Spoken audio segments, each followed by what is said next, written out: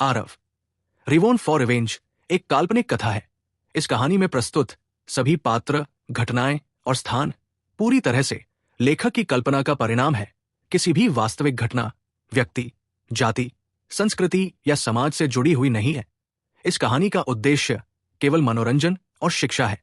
हम किसी भी प्रकार की धार्मिक, सांस्कृतिक या सामाजिक भावनाओं को ठेस पहुंचाने का उद्देश्य नहीं रखते हैं। यदि किसी श्रोता को इस कहानी में कोई अंश अनुचित या असंगत प्रतीत हो, तो कृपया इसे काल्पनिक और मनोरंजन के रूप में ले। इस कहानी का श्रेय पूरी तरह से लेखक को जाता है। कहानी प्रस्तुति में हमारा एक भी श्रेय नहीं है, हम बस कहानी को आवाज देते हैं। अब आगे। क्लोन ने आरव को बार बार अपनी सीमा तक धकेला, लेकिन हर बार वो आरव के हाथों पराजित हुआ। नकारात्मक भावनाएं पहले से ही बहुत भयावह स्तर तक जमा हो चुकी थी। आरव ने अपने माथे का पसीना पोंछा और एक मंद मुस्कान के साथ कहा, ठीक है, मैं तुम्हारा इंतजार करूंगा। प्रतिकृति में तीव्र अनिच्छा थी और वो गायब हो गई। लेकिन आरव बहुत खुश था जब उसने कहा, तलवार दांव कानून का दूसरा स्तरित स्वर्ग, अंततः भव्य पूर्णता तक साधनारत। आरव ने तलवार की साधना की, जटिलता को सरलता में बदल दिया, जो पहले से ही परंपरा के अनुसार नहीं थी। सितारों को विभाजित करने की इस चाल का सार काटना शब्द में था। चंद्रमा का पीछा करते हुए कि इस चाल का सार छुरा घूमपना शब्द में था। एक सीधा छुरा, और ये लाखों चालों में विकसित हो सकता था। हालांकि उनका मूल अभी भी छुरा घूमपना वाला चरित्र ही था। विभिन्न रणनीतियों में चतुराई मातृ बुद्धि पर निर्भर करती है। हर चाल और गति का दृढ़ता से पालन करने से व्यक्ति का अपना विकास सीमित ही होगा। तलवार दांव नियमों की दूसरी परत स्वर्ग की साधना को भव्य पूर्णता तक पहुंचाती है। आरव की शक्ति एक और स्तर ऊपर उठ जाती है। उस धोबेल को फिर से मारकर आरव को विश्वास था कि एक चाल ही पर्याप्त होगी। इस समय कमिलेश डी की आवाज बाहर से आई, गुरु, कुमारी सप्तारा आपसे मिलने का आनंद चाहती है। समझ गया, आरव ने उदासीनता से उत्तर दिया। जब उसने सप्तारा को देखा तो उसके पीछे दो स्वर्ग झलक क्षेत्र के मार्शल कलाकार भी थे। जैसे ही उन दोनों ने आरव को देखा, उनके चेहरे पर अरुचि थी। आरव मन ही मन समझ गया, ये लोग शायद लालबर्नी परिवार के अतिथि अनुचर भी थे, और वे जानते थे कि उसका वेतन उनसे दोगुना है, और सभी काफी नाराज थे। यहीं से उनके मन में उसके प्रति शत्रुता पैदा हो गई। सप्तारा के अलावा एक युवा राक्षस जाति का पुरुष भी था। उसने आरव को परखा और सप्तारा से कहा, सप्तारा, यही वो विशेषज्ञ है जिसके बारे में तुमने कहा था? ये तो बहुत साधारण दिखता है। सप्तारा ने उसकी ओर आंखें घुमाई और कहा, कच्चट, बस अपने लोगों को अच्छी तरह से संभालो, बहुत होगा। मेरे लोगों के बारे में तुम्हें परेशान होने की जरूरत नहीं है। कच्चट मुस्कुराई और बोली, ठीक है, ठीक है, मुझे कोई परवाह नहीं, मुझे कोई परवाह नहीं। लेकिन तुम्हें यह बात समझनी होगी, ये लड़का बहुत सुंदर है। बाद में कुछ लोग ईर्ष्या करेंगे। सप्तारा ने मुंह सिकोड़ते हुए कहा, वे खुद करते हैं, मुझसे क्या लेना देना। ये कच्चट सप्तारा का जैविक बड़ा भाई था।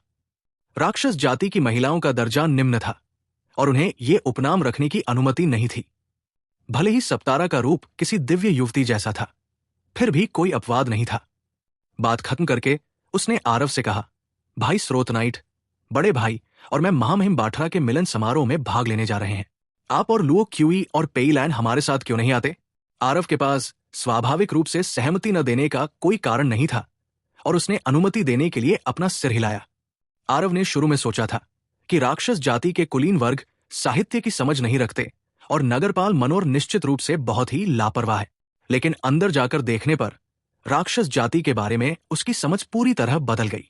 नकली पहाड़, मंडप, छतें, पैदल पुल, बहता पानी, ये सब मिलकर भी मानव जाति के आवासों से जरा भी कमतर नहीं थे। वाह, कितना सुंदर छोटा भाई है, कचकच का। सब कहते हैं कि छोटी बहन सप्तारा पवित्र और कुलीन है और हमारी राक्षस जाति की महिलाओं से बिल्कुल अलग है। लगता है तुम अपनी ही सलाह मानती हो।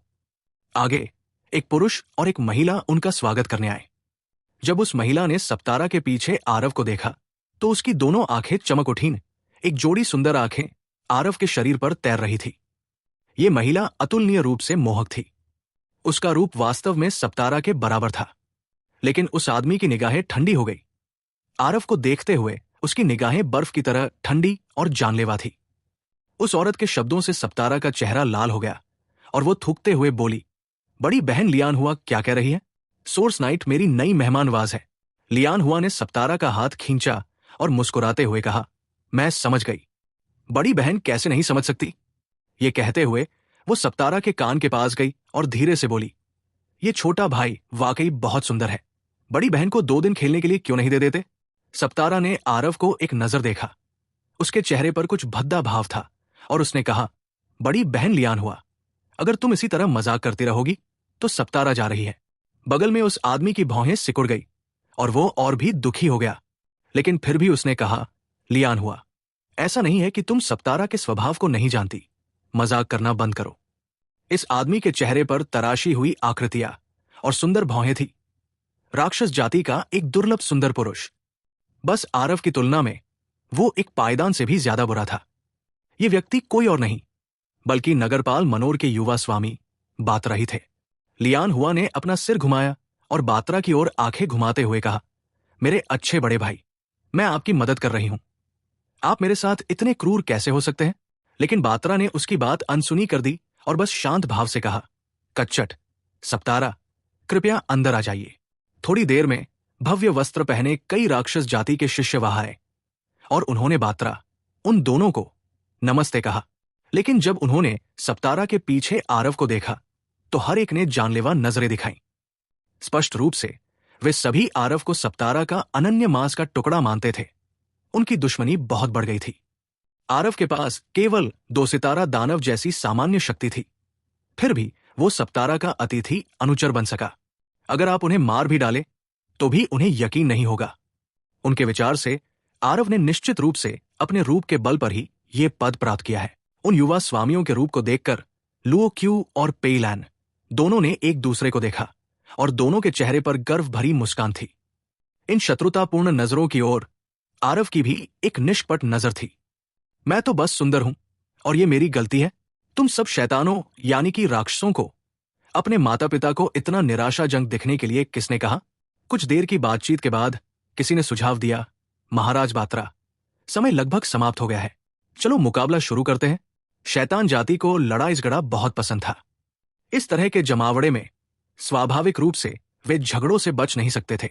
लेकिन बात्रा ने थोड़ा मुस्कुराते हुए कहा, रोज इधर उधर लड़ते हैं, हम में से कुछ लोग अपनी पृष्ठभूमि जानते हैं। आज हम सब कुछ बदल क्यों नहीं देते? कैसा रहेगा? जैसे ही सभी ने सुना, उनकी रुचि तुरंत जागृत हो गई। ओ, महाराज बात्रा में किस तरह की नवीनता है? बात्रा ने मंद मंद मुस्कुराते हुए कहा, एक परिवार की ताकत सिर्फ हम कुछ लोगों पर निर्भर नहीं होती। परिवार के रक्षकों की ताकत भी बहुत महत्वपूर्ण है। क्यों न आज सभी अपने परिवार के रक्षकों को प्रतिस्पर्धा करने दे? कैसा रहेगा? जैसे ही सभी ने सुना, उनके चेहरे पर एक गहरी मुस्कान आ गई। ये कदम स्पष्ट रूप से आरव पर लक्षित था। बहुत बढ़िया विचार। महाराज बात्रा ने जो कहा वो सही है। परिवार के रक्षकों की ताकत बहुत हद तक परिवार की ताकत का प्रतिनिधित्व करती है। जैसे ही बात्रा की आवाज धीमी हुई, किसी ने तुरंत सहमति जताई। लेकिन जैसे ही सप्तारा ने यह सुना, वो घबरा गई और बोलने ही वाली थी कि कच्चट ने उसे रोक लिया। कच्चट मुस्कुराई और बोली, महाराज बात्रा ने जो कहा वो सही है, कच्चट सहमत है। आप? सप्तारा ने गुस्से से कहा। कच्चट की भौहें सिकुड़ गई और सप्तारा को एक तीखी नजर से घूरने लगी। सप्तारा का पूरा शरीर कांप उठा, लेकिन फिर बोलने की हिम्मत नहीं हुई। इस तरह का जमावड़ा साधारण लग रहा था। दरअसल ये विभिन्न प्रमुख परिवारों के गुप्त संघर्ष का भी स्थल था। इस समय डरकर बैठने से लालबर्नी परिवार का चेहरा पूरी तरह से फीका पड़ जाता। बात्रा मुस्कुराई और बोली, चूंकि ऐसा ही है तो हमारे यहां 8 लोग हैं। हर व्यक्ति 3 घरेलू रक्षकों के साथ आता है। जोड़ियों में लड़ते हैं जब तक कि तीनों लोग बाहर न हो जाएं। ओह, चूंकि ये घरेलू रक्षकों की प्रतियोगिता है तो चलो थोड़ा और दाव लगा देते हैं। ये कहते हुए बात्रा ने एक छोटी बोतल निकाली। अंदर एक पेस्ट जैसा काला पदार्थ भरा हुआ था। जैसे ही गेस्ट हाउस के रक्षकों ने देखा, तुरंत ही विस्मय की लहर दौड़ गई। ये black Z profound spirit ointment है। ये शरीर को तरोताजा करने वाली पवित्र औषधि है। इससे मैं शायद 3 सितारा शैतान कमांडर तक पहुंच सकूं। अरे, ये black Z profound spirit ointment मेरा है। जो कोई भी मुझसे छीनने की हिम्मत करेगा, उसका अंजाम मौत होगा। आरव की आंखें भी चमक उठीं। ये black Z profound spirit ointment एक 2 सितारा शरीर को तरोताजा करने वाली पवित्र औषधि थी। उसका शरीर शोधन क्षेत्र हमेशा पहले परिवर्तन के भव्य पूर्णता क्षेत्र में अटका रहा था और उसे तोड़ने के लिए बार बार गिरता रहा। इस black Z profound spirit ointment के साथ सफलता मिलना एक अपेक्षित बात थी। लियान हुआ ने मीठी मुस्कान के साथ कहा, चूंकि बिग ब्रदर इतने उदार है, मैं भी ज्यादा कंजूस नहीं हो सकती, है ना? ये emerald jade metal hard pearl मेरी हिस्सेदारी होगी। हिस। ठंडी सांसों की एक और लहर फैल गई। जैसे जैसे हर एक दाव सामने लाया जा रहा था, गृह रक्षकों की आंखों में ईर्ष्या की चमक थी और वे अतुलनीय रूप से उत्साही होते जा रहे थे। बात्रा के सामने 8 खजाने रखे गए।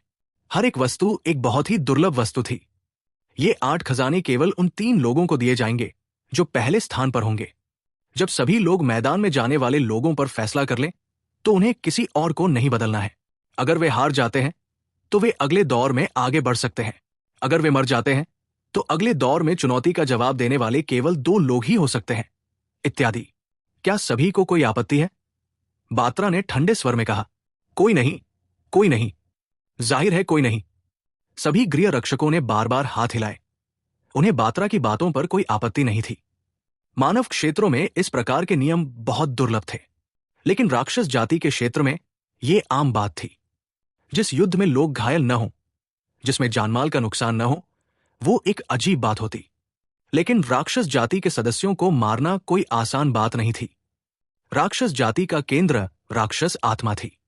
जब तक राक्षस आत्मा का नाश नहीं होता, वे पुनर्जीवित हो सकते थे। इसलिए जब तक राक्षसों के बीच शक्ति का अंतर बहुत अधिक न हो, अन्यथा जीवन की हानि नहीं होती। ये गृह रक्षक और अतिथि अनुचर सभी महान 2 सितारा राक्षस सेनापति थे। जो कोई भी किसी अन्य मित्र को मारना चाहता था, उसके लिए यह इतना आसान काम नहीं था। इस प्रकार के अवसर पर चारों महान परिवारों के शिष्य अंधेरे में संघर्ष कर रहे थे। वे जिन्हें साथ लाए थे, वे स्वाभाविक रूप से अपने गृह रक्षकों में भी विशेषज्ञ थे और एकमात्र 2 सितारा शैतान जनरल आरव था। निशाना साधने का ये इरादा वाकई बहुत साफ था। मुकाबला कुल 3 राउंड का था। दूसरे लोगों की नजर में आरव के 3 राउंड से ज्यादा जिंदा बच निकलने की संभावना लगभग 0 थी। एक अतिथि अनुचर जिसने अपनी शक्ल के दम पर अपनी जगह बनाई, उसमें कितनी ताकत हो सकती है? स्टारशाइन, तुम तीनों को थोड़ी देर में अच्छा प्रदर्शन करना होगा। मैं देख रहा हूं कि सबकी ताकत बहुत जबरदस्त है, इसलिए तुम लोगों को सिटी लॉर्ड मैनर की प्रतिष्ठा को धूमिल नहीं करना चाहिए। बात्रा ने अपने बगल में खड़े एक घरेलू रक्षक से गहरे अर्थ में कहा। यह स्टारशाइन बहुत देर से बात्रा का पीछा कर रहा था, तो वो उसका मतलब कैसे नहीं समझ सकता था।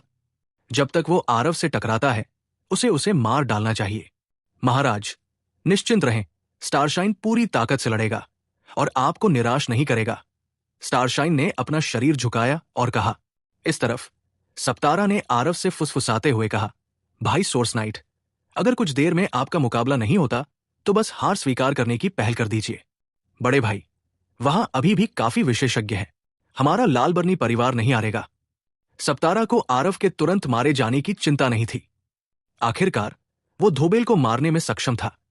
उसकी ताकत पहले से ही साधारण ग्रैंड कॉम्पिटिशन वाले 2 सितारा शैतान जनरलों से कम नहीं थी। लेकिन सामने खड़े ये घरेलू रक्षक, इनमें से कोई भी औसत दर्जे का नहीं था। धोबेल की ताकत उनके सामने देखने लायक नहीं थी। सप्तारा ने आरव से इसलिए आग्रह किया क्योंकि वो उसकी क्षमता पर ध्यान दे रहा था, न कि उसकी ताकत पर। आरव मुस्कुराया और बोला, सुश्री सप्तारा, निश्चिंत रहें, सोर्स नाइट जानती है कि क्या करना है। ये सारा बोध ही तो है जो हमें वो खजाने नहीं दिला पा रहा है। अगर ये बदमाश नीचे न घसीटता तो हम जरूर जीत सकते हैं। जीत? आरव के अलावा दूसरा लाल बर्नी अतिथि अनुचर लुओक्वी ने नफरत से कहा। बच्चे, अगर तुम्हें हिम्मत है तो आगे से हमारे हाथ मत पड़ना, वरना तुम हार जाओगे। तीसरा अतिथि अनुचर पेईलैंड ने भी दांत पीसते हुए कहा। इस आंगन में एक छोटा सा अभ्यास मैदान था। अभ्यास मैदान में आकर लुओक्वी और पेईलैंड ने अपने दांत आरव पर दिखाए। आरव ने उस पर एक नजर डाली और उदासीनता से कहा, उम्मीद है कि तुम लोग मुझे थोड़ी देर में नीचे नहीं घसीटोगे। तुम्हें नीचे घसीटोगे? क्या मजाक है। अगर मैं सप्तारा के करीब ना आते तो क्या तुम्हें लगता है कि तुम यहां खड़े होने के काबिल हो? लुओक्वी ने ठंडी हंसी के साथ कहा। आरव ने आंखें घुमाई और कहा, बेवकूफ, तुमने क्या कहा? लुओक्वी तुरंत भड़क गया। सौभाग्य से पेईलैंड को अभी भी थोड़ी बहुत मर्यादा का एहसास था और उसने जल्दी से उसे खींचते हुए कहा, ठीक है, अभी झगड़ने का समय नहीं है। जो भी है वापस जाओ और फिर सुलझाओ। लुओ क्वी ने आरव को एक तीखी नजर से देखा और कहा, मेरी बात याद रखना, जब हम वापस जाएंगे तो तुम्हें इसकी सजा मिलेगी। ये मत सोचना कि मिस सप्तारा की छत्रछाया में तुम बेकाबू और बेलगाम हो सकते हो। कपोन कैपिटल सिटी के 4 बड़े परिवार थे, का परिवार, रतन परिवार, मो परिवार और लालबर्नी परिवार। पहले दौर में लालबर्नी परिवार का प्रतिद्वंदी रतन परिवार के ब्लड बाजी के घरेलू रक्षक थे। जब तीनों लोगों ने यह नजारा देखा तो उनकी आंखों में तिरस्कार के भाव उभर आए और वे हल्की हंसी के साथ बोले, हे, किस्मत बहुत अच्छी है, 3 बेवकूफों को खींच लिया। अभी तो लड़ाई भी नहीं हुई और वे पहले ही आपस में लड़ रहे हैं।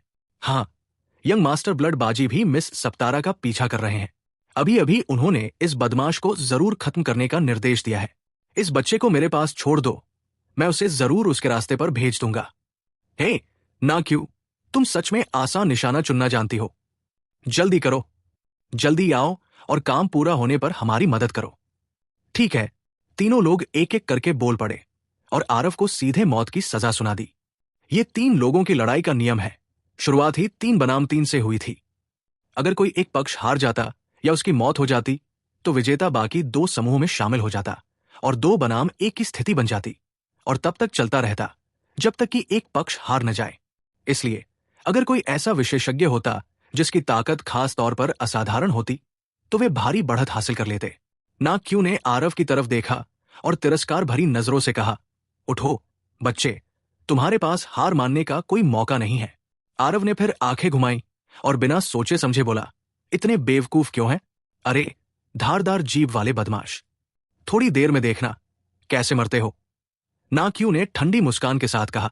ब्लडबाजी ने उसका दृश्य काफी दिलचस्पी से देखा और बगल में खड़े यू डैन से मुस्कुराते हुए कहा, बड़े भाई, क्या आपको लगता है कि यह बदमाश हर राउंड में सीधे हार मान लेगा? यू डैन मुस्कुराए और बोले, क्या आपको लगता है कि बात्रा उसे जिंदा मंच से उतरने देगी? ब्लडबाजी की निगाहें गहरी थी। जब उसने कहा, बेपरवाह और अंधा, सप्तारा पर धावा बोलने की हिम्मत कैसे हुई?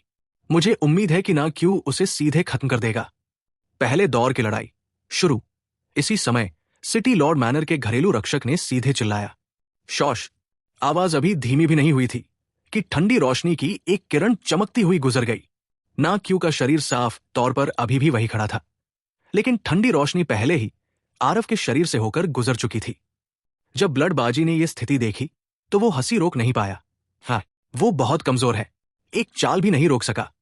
सप्तारा, तुम्हारा ये घरेलू रक्षक सचमुच बहुत कमजोर है। लेकिन बहुत जल्दी ब्लडबाजी की तेज हंसी वही रुक गई, क्योंकि उसे पता चला कि कोई भी उसके साथ ताल नहीं मिला रहा था। यह हंसी बहुत अजीब थी। ब्लडबाजी को समझ नहीं आया। अभ्यास के मैदान की ओर देखते हुए उसके चेहरे पर मुस्कान तुरंत ही कठोर हो गई। पता नहीं कब आरव और नाची ने अपनी जगह बदल ली और आरव बिल्कुल सुरक्षित था। जी अभी अभी वो एक प्रतिबिंब था। पलक झपकते ही दोनों लोग वास्तव में टेलीपोर्ट हो गए, अपनी जगह बदलते हुए।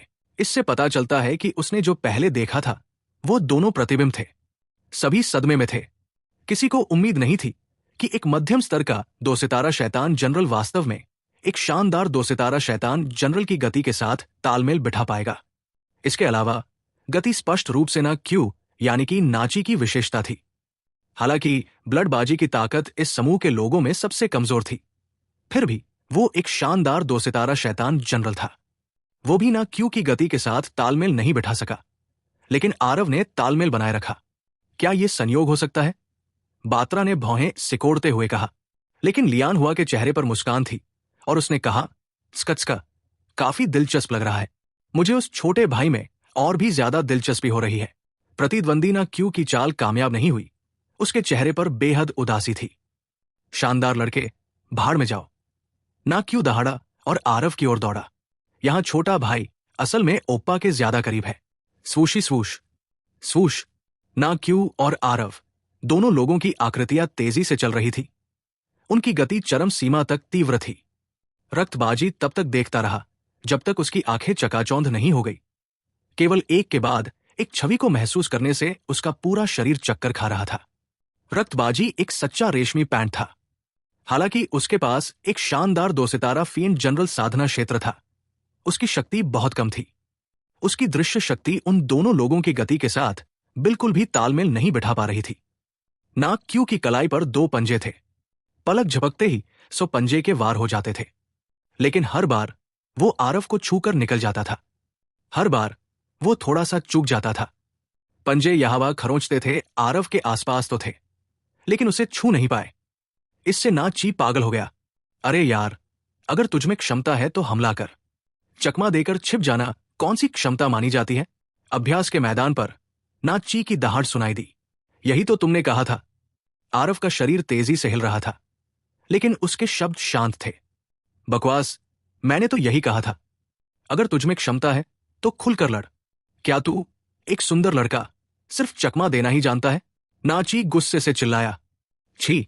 एक तेज तलवार सीधे नाची के सिर में लगी, जिससे उसकी शैतानी आत्मा चूर चूर हो गई। उसकी दहाड़ भी अचानक बंद हो गई। जिस क्षण मैं हमला करूंगा, तू मर जाएगा। नाची की लाश को देखते हुए आरव ने असहाय होकर कहा। मूर्ख! 100 चालें चली और अपनी आस्तीन के कोनों को भी नहीं छुपाया। फिर भी उसे इस असमानता का एहसास नहीं हुआ, और वो अब भी चाहता था कि वो हमला करे। सचमुच मौत की तलाश में, यू डैन ने ठंडी खराटों के साथ कहा। ब्लडबाजी ने भावशून्य स्वर में कहा, क्या क्या हुआ? उसकी आंखों में नाची यानी कि ना क्यों हमेशा आरव को दबाता रहा था। वो अचानक क्यों चला गया? बात्रा के चेहरे पर उदासी छा गई।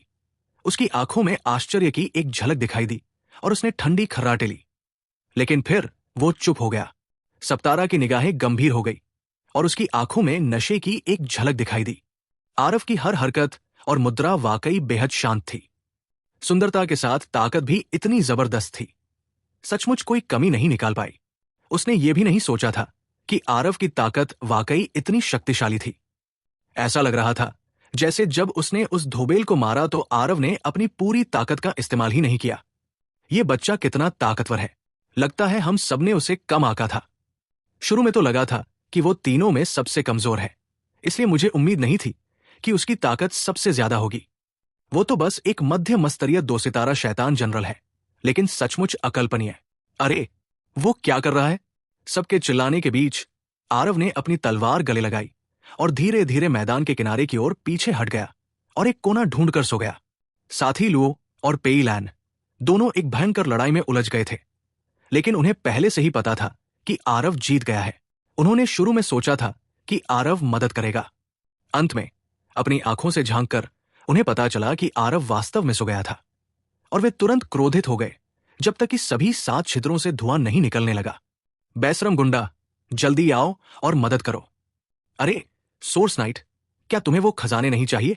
दोनों लोग बेचैनी से चिल्लाने लगे, लेकिन उन्हें जवाब आरव के खर्राटों से मिला। ये आदमी सचमुच सो गया? जरूर दिखावा होगा। क्या इस आदमी को पता नहीं था कि बड़ी बात को पहले रखना क्या कहते हैं? अगर कोई शिकायत भी थी तो उसे भी विरोधी को हराने के बाद सुलझा लेना चाहिए। ब्लडबाजी के पक्ष में बचे 2 लोगों ने शुरू में सोचा था कि आरव मौका पाकर मदद के लिए आएगा। आखिरकार आरव वहां गया और नींद में जोर जोर से खर्राटे लेने लगा। खुशी अचानक आ गई, जिससे वे अभिभूत हो गए। अंदरूनी कलह वाकई जबरदस्त थी, इसलिए स्वाभाविक रूप से वे इतनी मूर्खता नहीं करेंगे कि जाकर आरव को उकसाए, बल्कि वे इन दोनों को जल्द से जल्द अपने सामने ही खत्म कर देना चाहते हैं। इस तरह वे 2-1 करके जरूर जीत जाते। इसलिए लड़ते लड़ते वे और भी बहादुर हो गए और लुओक्वी और पेईलैन जैसे 2 लोगों को तब तक मारते रहे जब तक कि वे आपस में भिड़ नहीं गए। शुक्र है लुओक्वी और पेईलैन दोनों में अभी भी थोड़ी ताकत थी। कड़ी टक्कर के बाद दोनों ने अपने विरोधियों को मुश्किल से हराया। पहला राउंड वाकई खतरों से भरा था। जैसे ही राउंड खत्म हुआ, लुओक्वी गुस्से से आग बबूला होकर आरव के पास आया और डांटते हुए बोला, बच्चे, इसका क्या मतलब है? हम तो विरोधी को बहुत जल्दी खत्म कर सकते थे, लेकिन तुम यहां नींद में जोर जोर से खर्राटे ले रहे हो। आरव ने नींद भरी नजरों से दोनों आंखें खोली और धुंधले स्वर में कहा, खत्म? माफ करना, कल बहुत देर तक सोया नहीं था, मुझे नींद आ रही थी। पिफ्ट! सब लोग हंस पड़े।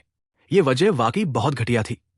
2 सितारा शैतान जनरल, अगर वे 1 दशक तक भी न सोए तो भी कुछ नहीं, लेकिन आरव ने कहा कि उसे नींद आ रही है। लुओ क्यू के चेहरे पर एक भयानक भाव था। वो इस समय लगभग विकृत हो रहा था। लुओ क्यू लगभग पागल हो रहा था। आरव खड़ा हुआ, जम्हाई ली और अभी भी असंतुष्ट भाव से बोला, अरे, मुझे ढूंढने कोई नहीं आया। क्या हम जीत गए? उफ, दो सीनियर्स की ताकत वाकई बहुत जबरदस्त है, सोर्स नाइट तारीफ करती है। आगे की लड़ाई अभी भी तुम दोनों पर निर्भर करेगी। ये कहते हुए आरव ने हाथ जोड़े और बहुत ही विनम्र भाव से देखा, जिससे दोनों लोग सीधे तौर पर तब तक नाराज हो गए जब तक कि वे खून की उल्टी करने वाले नहीं हो गए। आरव के हास्यपूर्ण रूप ने सप्तारा को गुदगुदाया जब तक कि वो हंसी से कांप नहीं उठी। राक्षस जाति के सभी पुरुष निडर और बेपरवाह थे, हर मोड़ पर मारने की बात चिल्ला रहे थे। आरव जैसा हास्यबोध कितनों में था? सुंदर, जवान, शक्तिशाली और यहां तक कि विनोदी भी। ऐसे पुरुष का राक्षस जाति की महिलाओं के प्रति घातक आकर्षण था। सिर्फ सप्तारा ही नहीं, आरव को देखते हुए लियान हुआ की निगाहें भी उसी तरह बेहद नशीली थी। एक तमाशे के बाद अब दूसरी टीमों की बारी थी प्रतिस्पर्धा करने की। जाहिर है बात्रा की टीम की ताकत बहुत जबरदस्त थी। उसने प्रतिद्वंदी को धूल उड़ाने जितना आसान बना दिया। यू डैन के समूह ने लियान हुआ के समूह को भी हराकर सेमीफाइनल में जगह बनाई। कच्चट के समूह ने मो परिवार के समूह को भी हराकर शीर्ष 4 में जगह बनाई। इस तरह लालबर्नी परिवार ने वास्तव में 2 स्थान हासिल किए, जबकि मो परिवार सीधे बाहर हो गया। इस लॉटरी ड्रॉ के साथ लालबर्नी परिवार के भाई बहन को वास्तव में एक ही समूह में रखा गया। सप्तारा ने आत्मसंतुष्ट भाव से कहा, बड़े भाई, आपने तो कहा था कि मेरे आदमी बेकार हैं, अब हम भाई बहन लड़ने वाले हैं। आरव की ताकत देखकर कच्छट भी बहुत हैरान हुआ। तभी उसे एहसास हुआ कि उसने अपनी छोटी बहन को सचमुच गलत समझा था। इस स्रोत नाइट उसके पास न सिर्फ रूप था बल्कि ताकत भी थी। अपनी जगह पाने के लिए रूप रंग पर निर्भर रहने का तर्क शायद झूठा था। अरे, तो हम भाई बहन मुकाबला करेंगे।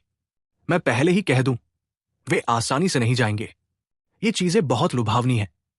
अगर मैं उन्हें आसानी से जाने दूं तो भी वे तैयार नहीं होंगे। कच्छट ने हंसते हुए कहा। सप्तारा मुस्कुराया और बोला, मैं भी आसानी से नहीं जाऊंगा।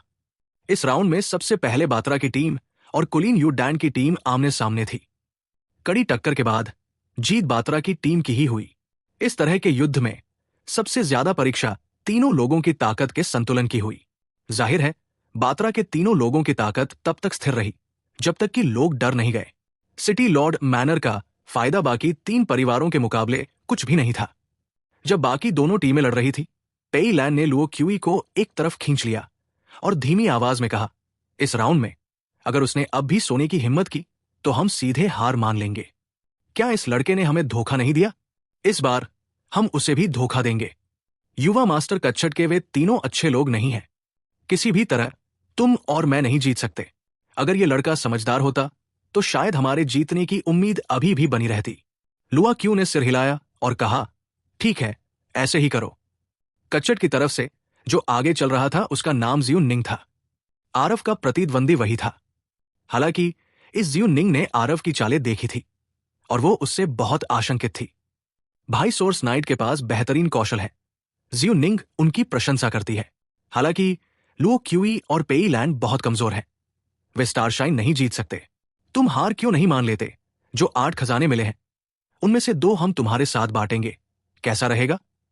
जियू निंग ने आरव की ओर देखा और कहा। लुओ क्यूई और पेई लैंड दोनों के हाव भाव बदल गए और उन्होंने गंभीर स्वर में कहा, जियू निंग, इसका क्या मतलब है? जियू निंग ने शांत भाव से कहा, सब अपने ही हैं और अपनी अपनी पृष्ठभूमि जानते हैं। अगर तुम सब भाई सोर्स नाइट पर भरोसा करके भी हमें जीतते हो तो भी उनके समूह के स्टारशाइन के बराबर होना संभव नहीं है। बेहतर होगा कि सीधे हार मान लो। लुओ क्वी को जियू निंग पर इतना गुस्सा आया कि उसका गला रुंध गया और उसने ठंडी खर्राटों के साथ कहा, हम नहीं जीत सकते। क्या इसका मतलब यह है कि तुम तीनों जीत सकते हो? जियू निंग ने कहा, सच कहूं तो कोई आश्वासन नहीं, लेकिन संभावनाएं कम से कम तुम तीनों से ज्यादा तो है ना? लुओ क्वी और पेई लैन दोनों के चेहरे लाल थे और उनके दिल में बेहद अनिच्छा थी, लेकिन वे ये भी जानते थे कि जियू निंग की बात सही थी। 2 लड़ाइयों, स्टारशाइन और बाकी के साथ उन तीनों की ताकतें बाकियों के बराबर नहीं थी। भयानक रूप से स्थिर। तुम लोग नहीं जीत सकते। बेहतर होगा कि मैं अकेले ही आगे बढ़ूं, आरव ने ठंडे स्वर में कहा। जियू निंग के हाव भाव बदल गए, लेकिन लुओ क्वी और पेई लैन दोनों के चेहरे पर बहुत खुशी थी। शुरू करो, आरव ने शांत स्वर में कहा। जियू निंग के चेहरे पर उदासी छा गई, मानो लोहे की मुट्ठियां जोरदार धमाके के साथ हमला कर रही हों। जिस क्षण वो हमला करता पहाड़ों को गिरा सकता था और समुद्र को उलट सकता था। इस शिव निंग की ताकत वास्तव में लुओ क्वी और पेई लैन जैसे दो लोगों की तुलना में नहीं थी। जहां तक उसना क्वी की बात है तो वो तो उससे भी कमतर स्तर का था। आरव के आकलन से ही इस लुओ क्वी की ताकत उस समय के नक्श धनपाल से कम नहीं थी। इसकी तुलना में नक्श धनपाल अविश्वसनीय रूप से कमजोर था। आखिरकार ये शिव निंग तो बस एक भव्य दो सितारा था, लेकिन नक्श धनपाल एक अर्धचरणीय मूल देवता था। इस शिव निंग की अवधारणाओं की समझ बेहद मजबूत थी। उसका युद्ध अनुभव भी बेहद समृद्ध था।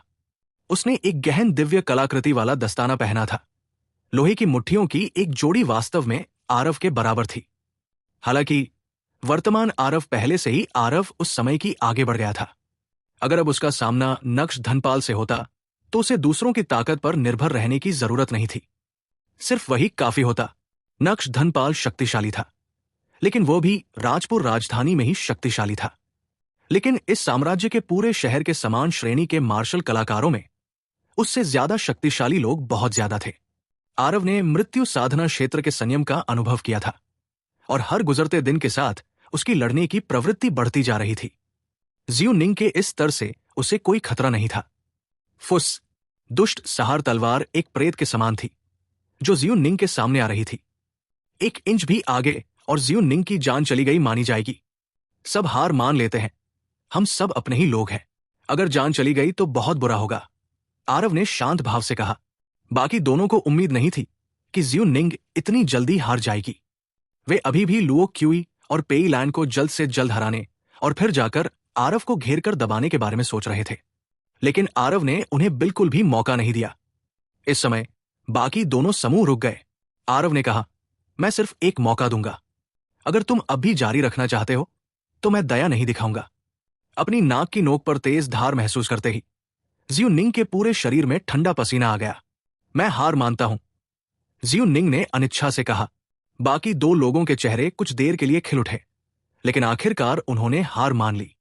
इस तरह आरव का समूह बिना एक बूंद खून बहाए फाइनल में पहुंच गया। लुओ क्यू और पेई लैन के चेहरे पर बेहद खुशी के भाव थे। वे उन 8 खजानों से बस एक कदम की दूरी पर थे। आरव इन दोनों के हाव भाव कैसे नहीं जान सकता था। बस उसने मन ही मन ठंडी हंसी उड़ाई। इस दुनिया में सबसे भयानक चीज दुश्मन का ताकतवर होना नहीं, बल्कि अपनी क्षमता को ज्यादा आंकना है। खजाने अच्छे तो होते हैं, लेकिन उन्हें लेने के लिए जान लगाना भी तो चाहिए। बात्रा ने यह नजारा देखा। उसके चेहरे के भाव बहुत ही भद्दे थे। उसने स्टारशाइन को अपने पास बुलाया और धीरे से पूछा, मुझे उम्मीद नहीं थी कि यह बदमाश एक बेवकूफ को पकड़ने के लिए बेवकूफ का किरदार निभा रहा है। तुमने उसकी लड़ाइयां देखी हैं, तो तुम्हें कैसा लग रहा है? स्टारशाइन ने कहा, मेरे हिसाब से यह बच्चा जियो निंग से निपटने में अभी भी पीछे हट रहा है। बात्रा की भौहें सिकुड़ गई और उसने कहा, तो क्या तुम्हें उसे जीतने का भरोसा है? स्टारशाइन मुस्कुराया और बोला, महाराज निश्चिंत रहें, वो पीछे हट गया। लेकिन स्टारशाइन भी कैसे पीछे हट सकता है? और तो और ये 3 लोगों की लड़ाई है। हु यान और हु लुओ, दोनों भाइयों की ताकत उन दोनों से कहीं ज्यादा है। आखिरी लड़ाई हम जरूर जीतेंगे। स्टारशाइन के आत्मविश्वास भरे शब्द सुनकर बात्रा के चेहरे पर आखिरकार मुस्कान आ गई और उसने कहा, सिर्फ जीत ही नहीं बल्कि उसकी जान भी ले लो। स्टारशाइन ने सोचा और कहा, इस बदमाश की चाल बहुत तेज है, थोड़ी मुश्किल है, लेकिन स्टारशाइन अपनी तरफ से पूरी कोशिश करेगा। तभी बात्रा संतुष्टि से मुस्कुराई। इस तरफ वाले बॉक्स रूम में सप्तारा ने कच्छट को आत्मसंतुष्ट नजरों से देखा और कहा, कैसा है? अभी कुछ विशेषज्ञ भेजने हैं। अभी? हे, कच्छट ने बेबसी से कहा, ठीक है, तुम प्रभावशाली हो, ठीक है, लेकिन तुम्हें यह लड़का कहां मिला? यह आदमी बहुत ताकतवर है। सप्तारा मुस्कुराई और बोली, सड़क से उठा लिया। कच्छट ने आंखें घुमाई, लेकिन कहा, इस आदमी की ताकत ठीक ठाक है, वो उस स्टारशाइन से भी मुकाबला कर सकता है। बस अफसोस की बात है कि उनकी पूरे टीम के आगे बाकी दोनों बहुत कमजोर हैं। ये आखिरी दौर शायद बहुत मुश्किलों से भरा है। लेकिन सप्तारा ने बिना किसी परवाह के कहा, इतनी दूर तक लड़ पाने से मैं पहले ही बहुत संतुष्ट हूं। आखिरी दौर में जीतना या न जीतना पहले से ही कोई खास मायने नहीं रखता। कम से कम उन्होंने लालबर्नी परिवार के लिए इज्जत तो हासिल कर ही ली है। कच्छट ने सिर हिलाया। उसे लगा कि सप्तारा की बातें भी सही थी। सिटी लॉर्ड मैनर के संसाधन बाकी 3 परिवारों की तुलना में कहीं अधिक थे। उनसे हारना कोई अन्याय नहीं था। आखिरी राउंड में दोनों पक्ष मंच पर आए। स्टारशाइन ने भयानक मुस्कान के साथ कहा, बच्चे, तुम्हारी ताकत बहुत जबरदस्त है। इस राउंड में क्यों नहीं जी भर के लड़े? क्या कहते हो? आरव ने ठंडे स्वर में कहा, किस तरह से जी भर के लड़े? स्टारशाइन ने कहा, आखिरी राउंड में नियमों में थोड़ा बदलाव करते हैं। हार मानने की पहल करने की इजाजत नहीं। सिर्फ युद्ध में मरने और रिंग से बाहर होने पर ही कोई खेल से बाहर जा सकता है। तुम क्या सोचते हो? आरव ने कंधे उचकाए और कहा, मुझे कोई आपत्ति नहीं है। लेकिन लुओ क्वी और पेईलैंड के हावभाव बदल गए। साफ तौर पर पीछे हटने का इरादा था। राक्षस जाति के युद्ध प्रिय होने का मतलब ये नहीं था कि वे मौत से नहीं डरते थे। ये जानते हुए कि वे प्रतिद्वंद्वी का मुकाबला नहीं कर सकते और फिर भी मौत से लड़ना चाहते थे, वे मूर्ख भी नहीं थे। स्टारशाइन के नियमों के अनुसार युद्ध का खतरा बहुत बढ़ जाता। स्टारशाइन ने उनकी तरफ देखा और तिरस्कार से कहा, अगर तुम्हारी हिम्मत नहीं है तो सीधे हार मान लो। ये 8 खजाने हमारे होंगे। हे, वो ब्लैक जेट प्रोफाउंड स्पिरिट डेंटमेंट मैंने बहुत पहले ही महामहिम से मांगा है और वे इसे मुझे देने के लिए तैयार नहीं थे। लुओ क्यू और पेईलैंड के हावभाव बार बार बदल रहे थे। आखिरकार उन्होंने फिर भी दांत पीसते हुए कहा, तो कुछ बदलो, कौन किससे डरता है? लू यान और हु लुओ की ताकत के बारे में वे काफी देर से किनारे से देख रहे थे। हालांकि वे उनसे ज्यादा ताकतवर थे, लेकिन इतने भी नहीं कि वे बच भी न सके। अगर वे जीत नहीं सकते तो सीधे रिंग से बाहर निकल जाना ही काफी होगा। हाँ, अच्छा, काफी हिम्मत है। स्टारशाइन ने यह सुनकर जोर से हंसा, लेकिन सप्तारा के हावभाव बदल गए। उसे किसी साजिश की आहट महसूस हुई और वो बोली, बिल्कुल नहीं। लेकिन बात्रा मुस्कुराई और बोली, सप्तारा, उनके 2 दल हैं। एक लड़ने को तैयार है, दूसरा सहने को तैयार है। चलो बीच में न पड़े। या तुम्हें अपने ही घर के पहरेदारों पर इतना कम भरोसा है कि उन्हें भागने का मौका भी नहीं मिलता? ये मामला यूं ही सुलझ गया। लड़ाई शुरू हो गई। फुफकार, एक काली धातु की छड़ बिना किसी सीटी की आवाज के हवा में उड़ते हुए आरव के सिर पर आकर गिरी। इतनी जल्दी? स्टारशाइन ने सचमुच अपनी ताकत छुपा ली थी? नहीं, रुको, उन तीनों ने अपनी ताकत छुपा ली थी। वो भारी काली धातु की छड़ स्टारशाइन के हाथों की उंगलियों को नियंत्रित करने वाली भुजा जैसी थी। जिस क्षण उसने हमला किया वो जबरदस्त था। ये उसके पहले के प्रदर्शन से बिल्कुल अलग था। चाहे गति हो, शक्ति हो या कानूनों की समझ हो, ये बिल्कुल अलग स्तर पर था। सिर्फ स्टारशाइन ही नहीं, बल्कि यान और हुईलुओ दोनों भाई भी अचानक भड़क उठे। जैसे ही उन्होंने अपनी चाल चली, उन्होंने लुओ क्यूई और पेईलैंड को घेर लिया। हालांकि स्टारशाइन की ताकत निस्संदेह तीनों में सबसे ज्यादा थी। अगर अभी उसका प्रतिद्वंदी होता तो शायद वो उसे एक ही वार में उड़ा देता। जो प्रतिद्वंदी पहले थे, उनमें से हर एक के मन में इस समय डर समाया हुआ था। शुक्र है स्टारशाइन का निशाना आरव था, वरना वे इस समय बहुत देर तक टर्राते रहते। आरव के मुंह के कोने थोड़े मुड़े और उसने एक व्यंग्यात्मक मुस्कान बिखेरी। पीछे हटने के बजाय आगे बढ़ते हुए उसका शरीर अचानक फूट पड़ा। खड़खड़ाहट, एक स्पष्ट ध्वनि फैल गई। आरव की तलवार की नोक धातु की छड़ पर सटीक रूप से लगी, जिससे धातु की छड़ दूर जा गिरी। छड़ के सिरे से कंपन का एक तेज झोंका आया।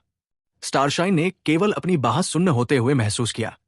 धातु की छड़ उसके हाथ से लगभग फिसल गई। इस क्षण स्टारशाइन के मन में गहरा सदमा लगा।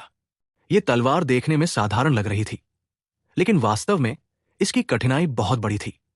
उसने पहले भी कई तलवारबाजों का सामना किया था और इस तरह से पलटवार करते हुए कभी नहीं देखा था। धातु की छड़ सिर्फ 2 अंगुल मोटी थी और छड़ का शरीर गोल भी था। ऐसी तेज स्थिति में धातु की छड़ पर वार करने के लिए किस तरह की दृष्टि, तीक्ष्णता और नियंत्रण की जरूरत थी? जरा सी भी चूक होती तो एक छड़ लग जाती और नतीजा होता मौत और आत्मा भी गायब हो जाना। यह आदमी तो बिल्कुल संकी था। खड़खड़ाहट, खड़खड़ाहट, खड़खड़ाहट, धातुओं के टकराने की आवाजें गूंज उठीं। पलक झपकते ही दोनों लोगों ने कई दर्जन चालें बदल ली और असल में बराबरी पर आ गए। घर के सभी पहरेदार सदमे से स्तब्ध रह गए। इस स्रोत नाइट ने सचमुच उसकी ताकत भी छुपा रखी थी। एक साधारण मध्यम स्तरीय 2 सितारा शैतान सेनापति वास्तव में इतना बड़ा प्रदर्शन कर सकता है? सचमुच भयानक। इस लड़के ने कैसे हुल की खेती की? ताकत तो जबरदस्त नहीं होती, लेकिन युद्ध शक्ति तो बहुत जबरदस्त होती है। लेकिन तभी लुओ क्यूई और पेईलैंड और टिक नहीं पाए। स्टारशाइन के अलावा बात्रा की बाकी दो अनुचर हु यान और हु लुओं के जबरदस्त दबाव में। दोनों के पास सिर्फ पलटवार करने की क्षमता थी, जवाबी हमला करने की ताकत नहीं। तभी उन्हें समझ आया कि स्टारशाइन ने यह नियम क्यों प्रस्तावित किया था। जब वे अभी भागना चाहते थे तो भाग ही नहीं सकते थे। मैं मानता हूं, मैं आपसे विनती करता हूं, मुझे छोड़ दो, लुओ क्वी चिल्लाया। हुयान ने भयानक मुस्कान के साथ कहा, है, ये बेकार है, मर जाओ। पुहवार्क। हुयान के एक लोहे के वार ने लुओ क्वी को सीधे मांस की टिकिया में बदल दिया। लगभग उसी समय पेई लैंड भी लुओ द्वारा मारा गया। इसके साथ ही स्थिति नाटकीय रूप से बदल गई। अभ्यास के मैदान में यह वास्तव में तुरंत 3 बनाम 1 वाली स्थिति बन गई। स्टारशाइन, हुयान, हुलुओ तीनों ने एक त्रिकोणाकार आकृति बना ली और आरव को बीच में घेर लिया। उसके भागने के सारे रास्ते बंद कर दिए। अरे, उम्मीद तो नहीं थी। बच्चे, उन दोनों मूर्खों के मन में अभी भी किस्मत चमकने के ख्याल थे। उन्हें लगता था कि वे जिंदा बच निकलेंगे। असल में शुरू से ही हमारा निशाना तुम हो। अब हम 3 एक हैं। देखते हैं तुम कहां भागते हो। स्टारशाइन जोर से हंसा और बोला। आरव ने उसे ऐसे देखा जैसे किसी मूर्ख को देख रहा हो और बेपरवाही से बोला, तुम्हें किसने बताया कि मैं भागने वाला हूं? अरे बदमाश, अब भी बहादुरी का दिखावा करना चाहता है? तुम अकेले हो और फिर भी हम तीनों से निपटना चाहता हो? हुयान ठंडे स्वर में हंसा। अपनी ताकत को जरूरत से ज्यादा आंकने वाले मूर्ख, क्या तुम सच में सोचते हो कि तुम अजय हो? लुओ ने मजाक किया। आरव ने आह भरी और कहा, मूर्खों से हमेशा बात नहीं हो सकती। आत्मसंतुष्ट मूर्ख जो अपने बारे में अच्छा महसूस करता है। क्या तुम्हें सच में लगता है कि तुम स्वर्ग को चुनौती दे सकते हो? मैं तुम्हें अपनी असली ताकत देखने दूंगा। स्टारशाइन ने ठंडी मुस्कान के साथ कहा। राक्षसों और राक्षसों का कोलाहल। स्टारशाइन ने अनगिनत रॉड छवियों के साथ आरव का अभिवादन करते हुए चिल्लाया। यह पहले से ही रॉड दांव के तीसरे स्तर के स्वर्ग के नियमों की शक्ति थी। यह लगभग समान श्रेणी के लोगों पर भी हावी हो सकती थी। अब मध्यम स्तर के 2 सितारा राक्षस सेनापति से निपटने के लिए इसका इस्तेमाल करना अतिशयोक्ति कहा जा सकता है। उसी समय हुयान और हुलुओ 2 लोगों ने भी एक ही समय पर एक चाल चली। एक पल के लिए हिंसक आध्यात्मिक ऊर्जा की लहरों ने अभ्यास क्षेत्र को उलट-पुलट कर दिया। तीनों लोगों के संयुक्त हमलों के आगे आरव एक छोटी नाव की तरह कमजोर पड़ गया। जब बात्रा ने यह दृश्य देखा तो उसके मुंह के कोनों पर एक ठंडी मुस्कान तैर गई। उसे नहीं लगा कि आरव इन 3 लोगों के हमले के आगे टिक पाएगा। अरे मेरी बहन, अगली बार मैं तुम्हारे लिए एक अच्छा साथी ढूंढेंगे। इस बदमाश ने मेरे उल्टे तराजू को छुआ है, इसलिए मुझे इसे मारना ही होगा। बात्रा की नजर अपनी बहन की ओर गई और उसने गंभीर स्वर में कहा। सप्तारा का घबराया हुआ रूप देखकर बात्रा के मन में खुशी की एक झलक दौड़ गई। वो हमेशा से सप्तारा पर ध्यान देता रहा था। शुरुआत में उसे लगा कि उसने सचमुच सप्तारा को गलत समझा है, लेकिन बाद में आरव को देखते हुए सप्तारा की नजरें और भी ज्यादा मोहित हो गई। इससे उसे ऐसा लगा जैसे उसने खुद ही अपने पैर पर कुल्हाड़ी मार ली हो। इसलिए आरव को मरना ही होगा। लियान हुआ ने उदासीन भाव से कहा, मैं अभी भी ठीक हूं। बल्कि सप्तारा वहां है, इसलिए शायद तुम उसके परिणाम नहीं झेल पाओगे। बात्रा का चेहरा काला पड़ गया और उसने कहा, यह मामला भविष्य में धीरे धीरे मिट जाएगा, लेकिन अगर वो बदमाश अभी भी जिंदा है तो यही सबसे बड़ा खतरा है। इसी समय आरव पर 3 लोगों के हमले एक साथ हुए। धमाका, धमाका, धमाका। आरव जहां खड़ा था वहां अनगिनत हमले हुए, जिससे अंतरिक्ष का वो क्षेत्र लगभग चकनाचूर हो गया। व्यू रचना से शक्तिशाली लहरें निकल रही थी, जिससे सभी को सदमे की लहरें महसूस हो रही थी। यह तो वाकई एक विशेषज्ञ था। बहुत जोरदार। यह खत्म हो गया। इस जबरदस्त हमले को तो शायद एक आधा कदम का फील्ड कमांडर भी रोक नहीं पाएगा, है ना? सोर्स नाइट तो निश्चित रूप से मृत से भी ज्यादा मृत है। उसकी हरकतों को बिल्कुल भी महसूस नहीं कर सकता। एक प्रतिभाशाली व्यक्ति पर दया आती है, जिसने उसे महामहिम बात्रा को नाराज करने के लिए कहा। सभी घरेलू पहरेदारों में सहानुभूति की लहर दौड़ गई। यह सोर्स नाइट निस्संदेह एक प्रतिभाशाली व्यक्ति था। यह बहुत बुरा था कि वो स्थिति का आकलन और विचार करना नहीं जानता था, जिससे शक्तिशाली महामहिम बात्रा को नाराज कर दिया। मृत्यु भी उम्मीदों के दायरे में थी। बात्रा ने अभ्यास के मैदान की ओर देखा, जिसके ऊपर धुएं का एक बादल तैर रहा था। उसके मुंह के कोनों पर एक मुस्कान की झलक दिखाई दी, लेकिन ठीक इसी समय सभी के कानों में एक आवाज सुनाई दी, मानो कोई नर्क से आ रही हो। चंद्रप्रेत हत्या का पीछा करते हुए स्टारशाइन की निगाहें गहरी हो गई और उसके चेहरे पर आश्चर्य का भाव प्रकट हुआ। पू पू पू। लेकिन उसे अभी तक चौंकने का समय नहीं मिला था और वो अब होश में नहीं था। अभ्यास के मैदान में लगातार कई सीटी की आवाजें आईं। फिर स्टारशाइन के 3 लोगों के शरीर सीधे फट गए। आरव का शरीर धीरे धीरे प्रकट हुआ, अभी भी वही खड़ा था, मानो वो कभी हिला ही न हो। आरव पूरी तरह से सुरक्षित था, बस उसका रंग थोड़ा पीला पड़ गया था। उसके शरीर पर मौजूद शैतानी ऊर्जा भी काफी हद तक कम हो गई थी, लेकिन उसके विरोधी पहले से ही बेजान थे। अभी क्या हुआ? क्या तुम लोगों ने देखा? नहीं, मैंने कुछ नहीं देखा। तेज, बहुत तेज। क्या तेज तलवारबाजी है। सभी के चेहरे बदल गए। उन्हें बिल्कुल भी साफ साफ दिखाई नहीं दे रहा था कि अभी क्या हुआ था। आरव धीरे धीरे अभ्यास के मैदान से बाहर निकला, बात्रा के सामने आया और हल्की मुस्कान के साथ बोला, महामहिम बात्रा के इनाम के लिए बहुत बहुत धन्यवाद। बात्रा का चेहरा इतना गंभीर था कि उससे पानी टपकने लगा। बात्रा के चेहरे पर सर्दी के सिकाड़ा जैसे सन्नाटा छा गया। आरव द्वारा स्टारशाइन के 3 लोगों को मारने की परवाह न करते हुए वो अब भी बात्रा के सामने आकर उसके मुंह पर थप्पड़ मारना चाहता था। इस तरह से काम करने से लोग चिंता और भय से धड़कने लगते थे। ले लो, यही तुम जीते हो। ये चंद शब्द बात्रा ने अपने दांतों के बीच की दरारों से लगभग निचोड़ लिए। आरव हल्के से मुस्कुराया और 8 खजानों को अपने कब्जे में ले लिया। अगर अगली बार ऐसी ही कोई अच्छी बात हो तो महाराज को सोर्स नाइट को नहीं भूलना चाहिए। आरव मुस्कुराए और बोले। बात्रा की आंखें थोड़ी सिकुड़ गई, जिससे एक ठंडी रोशनी दिखाई दी। उन्होंने घृणा से दांत पीसते हुए कहा, आराम करो, मैं तुम्हें कभी नहीं भूलूंगा। सप्तारा ने पाया कि माहौल थोड़ा कठोर था। वो खड़े हुए और एक अजीब सी मुस्कान के साथ बोले, महाराज बात्रा के उदार आतिथ्य के लिए बहुत बहुत धन्यवाद। हम पहले निकलेंगे। एक मिलन समारोह में मनमुटाव हो गया, लेकिन आरव को इसकी परवाह नहीं थी। वो पूरी तरह से लदे हुए लौटे। इन 8 खजानों में वाकई बहुत सारी अच्छी चीजें थी। सबके जाने के बाद लियान हुआ बात्रा की ओर, मुस्कुराया और बोला, इस कैपोन कैपिटल सिटी में बहुत समय हो गया है जब कोई तुम्हें इतना बड़ा नुकसान पहुंचा सके। हे, ये सोर्स नाइट वाकई दिलचस्प है। बात्रा ने गंभीर चेहरे के साथ कहा, मुझे उकसाने के लिए वो मर चुका है। तुरंत रक्त यम हॉल में जाकर एक मिशन शुरू करो। 3 करोड़ निम्न श्रेणी के शैतान सार पत्थरों का इनाम रखो। मुझे उसका सिर चाहिए। लियान हुआ मुस्कुराया और बोला, तुम सच में उसे बहुत महत्व देते हो। एक साधारण मध्यम स्तरीय 2 सितारा शैतान जनरल को मारने के लिए केवल 30 लाख की आवश्यकता होती है, लेकिन तुमने तो पूरे 10 गुना जोड़ दिए। ये तो एक भव्य 2 सितारा शैतान जनरल की कीमत से भी कहीं ज्यादा महंगा है। क्या वो एक साधारण मध्यम स्तरीय 2 सितारा शैतान जनरल है? बात्रा ने ठंडी खर्राटों के साथ कहा। लालबर्नी परिवार में लौटकर आरव एक बार फिर एकांतवास में प्रवेश कर गया और उसने ब्लैक जेड गहन आत्मा मरहम लेना शुरू कर दिया। आरव का 9 परिवर्तन स्वर्ण शरीर पहले ही परिवर्तन में बहुत लंबे समय से अटका हुआ था और उसे पार करने में असफल रहा। शरीर शोधन की सफलता के लिए संसाधनों की आवश्यकता अधिक कठोर थी। साधारण आत्मा औषधियां बिल्कुल भी प्रभावी नहीं हो सकती थी।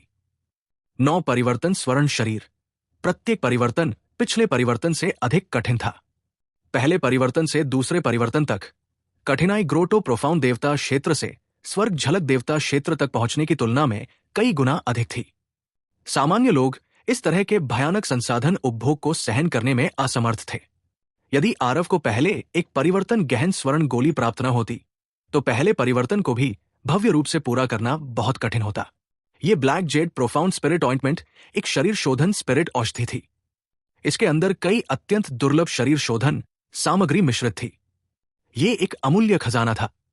आरव को मारने के लिए बात्रा ने रक्तपूंजी भी लगाई। बस उसे उम्मीद नहीं थी कि आरव रास्ते में आने वाली सभी कठिनाइयों को पार कर लेगा। अंततः ये आरव ने स्वयं प्राप्त कर लिया। आरव ने black Z profound spirit ointment को अपने शरीर पर समान रूप से लगाया और औषधीय शक्ति को अवशोषित करने के लिए अपनी कला को घुमाना शुरू कर दिया। बहुत जल्द आरव के शरीर से एक तेज जलन हुई। समय बीतने के साथ जलन और भी तेज होती गई। शरीर शोधन की प्रत्येक सफलता एक अत्यंत कष्टदायक प्रक्रिया थी। एक छोटी सी दुर्घटना और कोई भी अनंत नरक की स्थिति में गिर सकता था। उस समय जब आरव ने जबरदस्ती टाइगर ड्रैगन क्रिएशन पिल खा ली थी तब से उसके मन में मरने की इच्छा आज भी ताजा है। अब उस समय की तुलना में ये दर्द फीका पड़ गया है। आधे महीने बाद परमानंद की लहरों के प्रहारों को सहने के बाद आरव अंततः 9 रूपांतरणों वाले स्वर्ण शरीर के दूसरे रूपांतरण में पहुंच गया। आरव के शरीर ने दुर्गंधयुक्त काले रंग के कीचड़ का ढेर छोड़ दिया। ये वो अशुद्धियां थी जो उसके दूसरे रूपांतरण के बाद उसके शरीर से निकाली गई। इस समय आरव के शरीर से सुनहरे प्रकाश की किरणें निकल रही थी। पहले रूपांतरण की तुलना में यह कहीं अधिक चमकीला था। आखिरकार सफलता मिल ही गई। देवता लोक की साधना के बाद से शरीर शोधन की प्रगति धीमी और धीमी होती गई। अब दिव्य सार लोक ने इसे पूरी तरह से पीछे धकेल दिया है। आरव ने विलाप किया। तुम जिस काले कछुए के खजाने वाली दैवीय कला की साधना कर रहे हो, वो धीरे धीरे तुम्हारे शरीर की रक्त शक्ति के साथ टकराव में आ रही है। इस साधना पद्धति में रक्षा की अधिकता है और आक्रमण की कमी है, जो ड्रैगन जाति की अत्याचारी रक्त शक्ति स्वर्गीय दावों का उल्लंघन करती है। जिस व्यक्ति ने तुम्हें यह साधना पद्धति सिखाई है वो तो मूर्ख है। धूलिन ने दुखी होकर कहा। आ छू। अमर उपवन दुनिया में स्काइडेस्टेंट ने लगातार 3 बार छींक मारी और हैरानी से बोला, क्या कोई मेरी पीठ पीछे मेरे बारे में बुराबला कह रहा है? मैंने इतनी जोर से क्यों छींक मारी? आरव ने कड़वाहट से मुस्कुराते हुए कहा, लेकिन इस साधना पद्धति के अलावा मुझे शरीर शोधन की कोई और साधना पद्धति भी नहीं आती। इसमें कोई शक नहीं कि काले कछुए के खजाने वाली शरीर की दिव्य कला ने अतीत में आरव की बहुत मदद की थी। अगर काले कछुए के खजाने वाली शरीर की दिव्य कला न होती तो वो अंतरिक्षीय तूफान से भी नहीं गुजर पाता। लेकिन अब यह साधना पद्धति धीरे धीरे उसकी साधना को सीमित कर रही थी। साधना पद्धति शक्ति में नहीं बल्कि स्वयं के साथ अनुकूलता में निहित थी। यही कारण था कि आरव ने अपनी एक साधना पद्धति बनाने पर जोर दिया। धूलिन मुस्कुराया और बोला, ड्रैगन जाति की अपनी शरीर शोधन साधना पद्धति है। तुम दूसरे परिवर्तनकारी स्वर्ण शरीर तक पहुंच गए। संभवतः तुम इसे सीख पाओगे। आरव ठिठक गया। अचानक उसका सिर भिन-भिनाया और उसकी चेतना किसी दूसरे स्थान में खींच ली गई। दहाड़, धरती हिला देने वाली ड्रैगन की दहाड़ सुनाई दी। एक नीला ड्रैगन प्रेत आरव के चारों ओर बिना रुके चक्कर लगाता रहा। अंततः वो आरव की चेतना के सागर में डूब गया। जब आरव ने अपनी आंखें फिर से खोली तो उसने महसूस किया कि उसके मन में बहुत सी नई जानकारी उभर आई है, जिससे उसके चेहरे पर एक अद्भुत आनंद का भाव प्रकट हो गया। इतनी देर तक इंतजार किया, आखिरकार दूसरी बार जागा। हाँ, तानाशाह ड्रैगन पुनर्जनन कला का दूसरा स्तर, ड्रैगन भगवान की आवाज का दूसरा स्तर, ब्रह्मांड ड्रैगन पंजा और स्वर्गीय ड्रैगन धर्म शरीर। दूसरी जागृति के साथ मुझे वाकई बहुत अच्छी चीजें मिली, आरव ने उत्साह से कहा। इस दूसरी जागृति में आरव ने एक साथ 2 शक्तिशाली ड्रैगन जाति साधना विधियों को समझ लिया।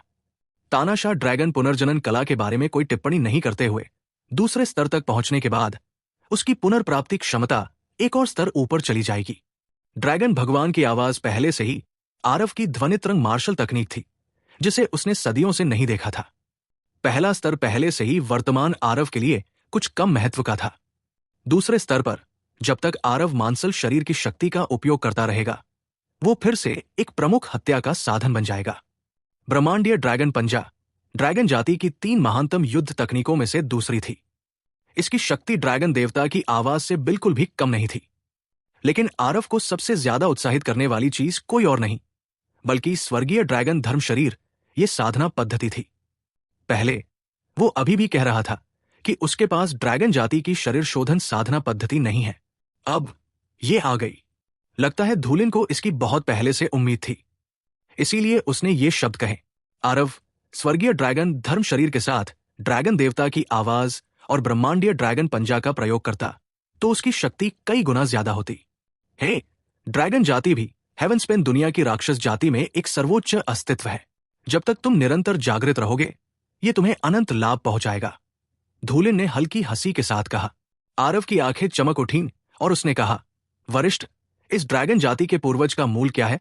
वो किस प्रकार का लोक था? अमर उपवन दुनिया के ड्रैगन जाति के पूर्वज का लोक आरव की अताबिजम ड्रैगन आत्मा की ऊंचाई निर्धारित करता था। आरव स्वाभाविक रूप से बहुत चिंतित था। धूलिन ने कहा, पूर्वज ड्रैगन वो बदमाश सच्चा ईश्वर लोक शक्ति था। जब तक तुम जागृत रहते हो तब तक मांसल शरीर की शक्ति पर निर्भर रहकर छठे परिवर्तन वाले स्वर्ण शरीर तक पहुंचना कोई समस्या नहीं है। ये सुनकर आरव की पुतलियां सिकुड़ गई।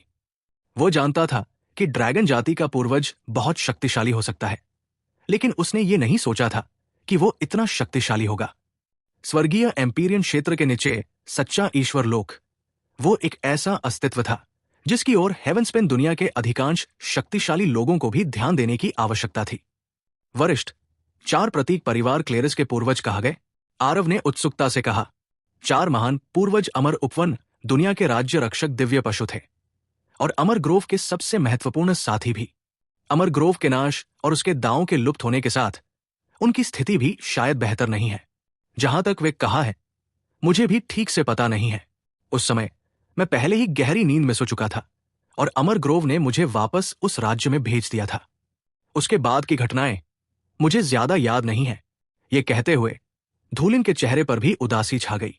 जाहिर है उस समय जो हुआ वो कोई सुखद स्मृति नहीं थी। वरिष्ठ, उस समय की घटनाओं के बारे में ज्यादा मत सोचो। इस स्वर्गीय सम्राट एंटोनियो के वंश में मैं एक भी नहीं जाने दूंगा, आरव ने गंभीर स्वर में कहा। डस्टलेस ने राहत भरी नजरों से आरव की ओर देखा। उसका चेहरा थोड़ा शांत हो गया।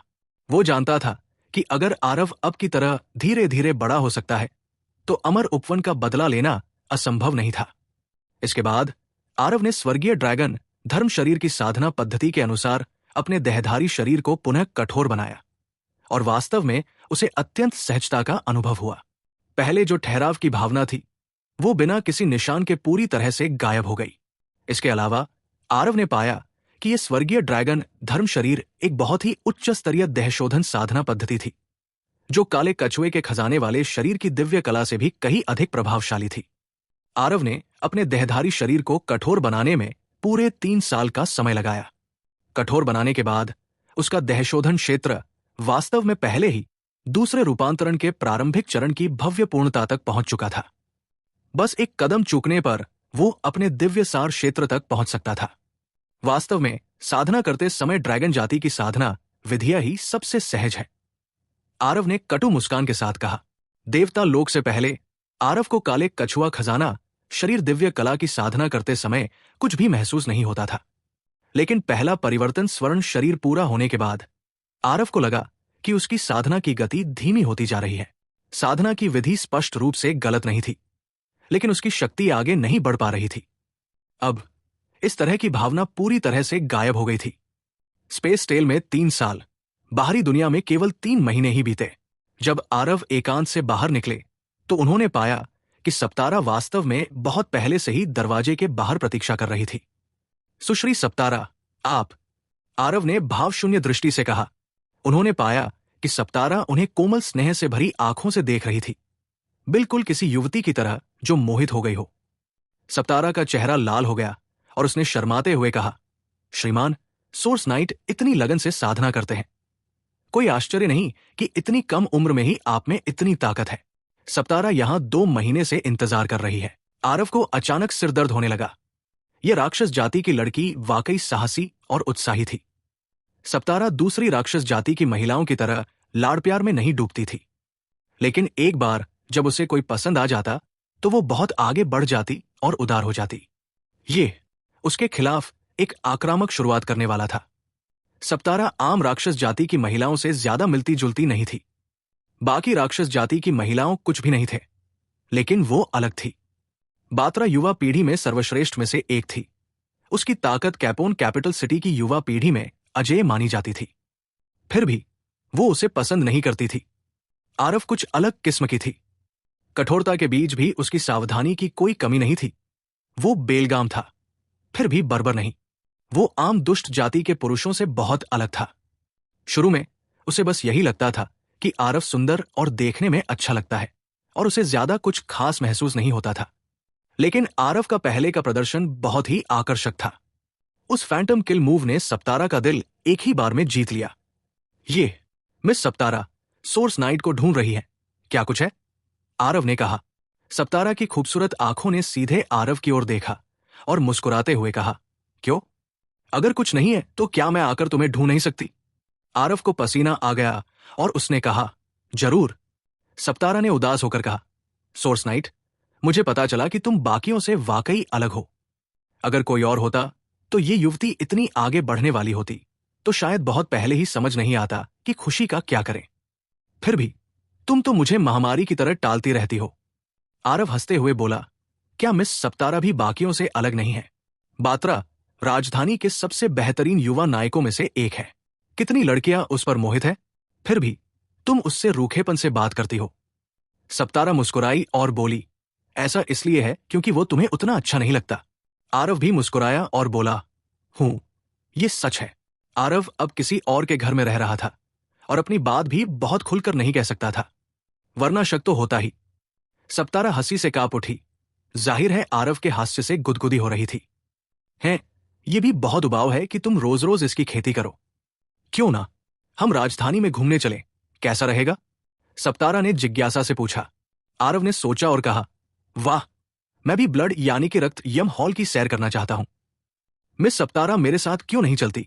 ठीक है। सप्तारा ने आश्चर्य से देखा और उत्सुकता से पूछा, तुम ब्लड यम हॉल किस लिए जा रहे हो? आरव ने कहा, सोर्स नाइट का एक रिश्तेदार लापता हो गया है और वो ब्लड यम हॉल जाकर उसके बारे में पूछताछ करना चाहता है। सप्तारा ने सचेत होते हुए कहा, ऐसे ही तो ये युवती तुम्हारे साथ आएगी। ब्लड यम हॉल कैपोन कैपिटल सिटी का एक शक्तिशाली भूमिगत संगठन था। यह संगठन सिर्फ कैपोन कैपिटल सिटी तक ही सीमित नहीं था। इसका नेटवर्क और शक्ति पूरे कालादूत शाही शहर सिटी में फैली हुई थी। इसकी ताकत के आगे सिटी लॉर्ड मैनर भी आसानी से इससे दुश्मनी मोल लेने की हिम्मत नहीं जुटा पाता था। शहर पर राज करने वाले सिटी लॉर्ड मैनर से अलग ब्लड यम हॉल का लक्ष्य पैसा कमाना था। बस इतना था कि उनके पैसे कमाने के तरीके शून्य पारंपरिक तरीकों से अलग थे। ब्लड यम हॉल कई हॉलियों में बंटा हुआ था। Blood battle hall, assassination hall, 100 nose hall, fine medicine hall वगैरह वगैरह। कुल मिलाकर उनके पैसे कमाने के तरीके ज्यादातर ऐसी चीजें थी जिन्हें जनता के सामने उजागर नहीं किया जा सकता था। जब सभी ने ब्लड यम हॉल का नाम सुना तो उन्हें यह पसंद भी आया और नफरत भी। उदाहरण के लिए फाइंड यानी कि राक्षस मेडिसिन हॉल, यह जगह कुछ कुछ अल्केमिस्ट एसोसिएशन जैसी थी। एक ऐसी जगह जहां खास तौर पर औषधीय गोलियां परिष्कृत की जाती थी। पैशाचिक यानी कि राक्षस जाति के कीमियागरों को पैशाचिक औषधालय कहा जाता था। नाम अलग था, लेकिन असल में यह मानव कीमियागरों जैसा ही था। बस पैशाचिक जाति की औषधीय गोलियां मानव जाति की गोलियों से बहुत अलग थी। दो बिल्कुल अलग तरीके। दुष्ट जाति में दुष्ट औषधालय का दर्जा अत्यंत आदरणीय था, क्योंकि दुष्ट जाति इस मामले में बहुत कमजोर थी। दुष्ट जाति युद्ध प्रिय थी और वीरता को महत्व देती थी। लेकिन औषधीय गोलियां बनाना इस तरह का नाजुक काम बहुत कम लोग वास्तव में योग्य हो सकते थे। इसलिए दुष्ट जाति के दुष्ट औषधालय मानव जाति के कीमियागरों की तुलना में बहुत दुर्लभ थे। प्रत्येक का दर्जा बहुत ऊंचा था। दुष्ट जाति में शक्तिशाली युद्ध कलाकारों की कमी नहीं थी, लेकिन शक्तिशाली दुष्ट औषधालयों की कमी थी। इसलिए सभी को दुष्ट यानी कि राक्षस औषधि हॉल ये जगह पसंद थी, लेकिन हत्या हॉल इस तरह की जगह से डर लगता था। जहां तक रक्त युद्ध हॉल की बात है, वो एक कत्लेआम का मैदान था और राजधानी शहर के विभिन्न प्रमुख कुलीन कुलों का जुआघर भी। वो बहुत खूनी था। 100 नोज हॉल स्वाभाविक रूप से जानकारी के लिए पूछताछ करने की जगह थी। जैसे ही आरव और सप्तारा दरवाजे से बाहर निकले, किसी ने उन्हें घेर लिया। ब्लड रिबन एक असैसिनेशन हॉल का स्वर्ग श्रेणी का राक्षस जनरल हत्यारा था।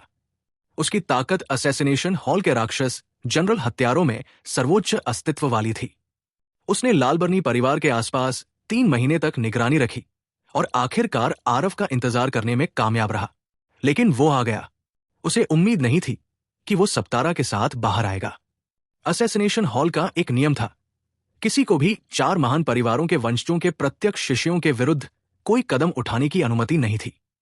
बेशक अगर उन्हें पर्याप्त कीमत चुकाई जाती तो वे वैसे भी कार्रवाई करते। राजधानी में 4 महान परिवारों का प्रभाव बहुत ज्यादा था। एक बाल भी खींचो और पूरा शरीर प्रभावित हो जाता था। यहां तक कि ब्लड यम हॉल इतनी बड़ी शक्ति भी आसानी से अपमान करने को तैयार नहीं थी। कोई आश्चर्य नहीं कि बात्रा इस बदमाश को मारना चाहती है। उसने तो कैपोन कैपिटल सिटी की मशहूर ठंडी सुंदरता को जीत लिया है।